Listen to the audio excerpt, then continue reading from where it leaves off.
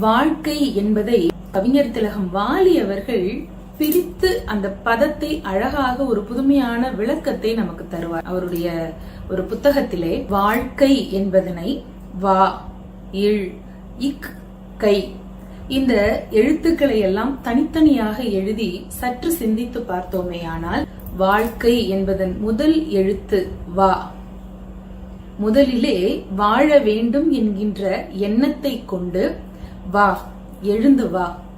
வந்தால்தான் வாழ வேண்டும் என்கின்ற எண்ணம் இருந்தால்தான் அடுத்த நிலையே.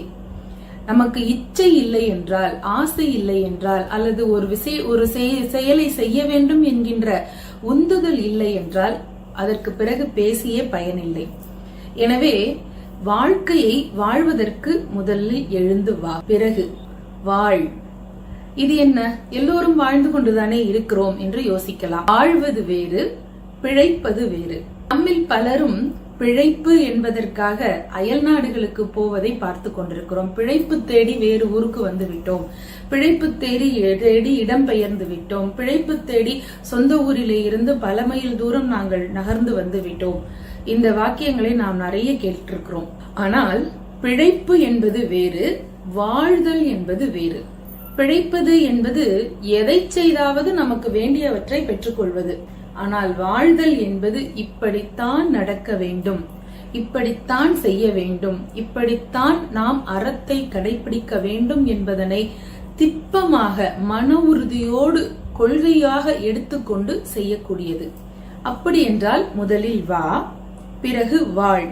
வாழ்ந்தால்தான் தெரியும் எப்படி வாழ வேண்டும். வா, இல் முதல் 2 எழுத்தை இப்பொழுது பார்த்தோம் அல்லவா? அதற்கு அடுத்ததாக இப்பொழுது முதல் எழுத்தையும் 3 4வது எழுத்தையும் ஒன்றாக சேர்த்து கூறுகின்றார். வாக்கை அப்படி என்று. வாக்கை என்றால் கொடுத்த வாக்கை காப்பாற்றும் விதமாக, கொடுத்த உறுதியை கடைபிடிக்கும் விதமாக வாழ்க்கையை வாழ வேண்டும். அப்படி வாழ்ந்தால் என்ன கிடைக்கும்? முதல் எழுத்து வா, கடைசி எழுத்து கை, இரண்டையும் சேர்த்தால் வாகை. வாகை என்று சொன்னால் வெற்றி. வாழ்க்கையிலே வெற்றி பெற வேண்டும் என்றால் முதலிலே எழுந்து வா, வாழ வேண்டும் என்கின்ற உத்வேகத்தோடு வா, பிறகு வாழ். பிழைக்காதே. பிழைப்பு நாயும் பிழைக்கும் இந்த பிழைப்பு என்று சொல்லுவார். அது மாதிரி பிழைக்காதே, வாழ். எப்படி வாழ வேண்டும்? வாக்கை காப்பாற்றும் விதமாக வாழ். வாழ்ந்தால் வாகை உனக்கு கிடைக்கும், வாழ்க்கையினுடைய வாகை உனக்கு வெற்றி கிடைக்கும் என்று கவிஞர் திலகம் வாலி அவர்கள் தன்னுடைய இந்த கட்டுரை நூல் ஒன்றில் குறிப்பிடுவார்.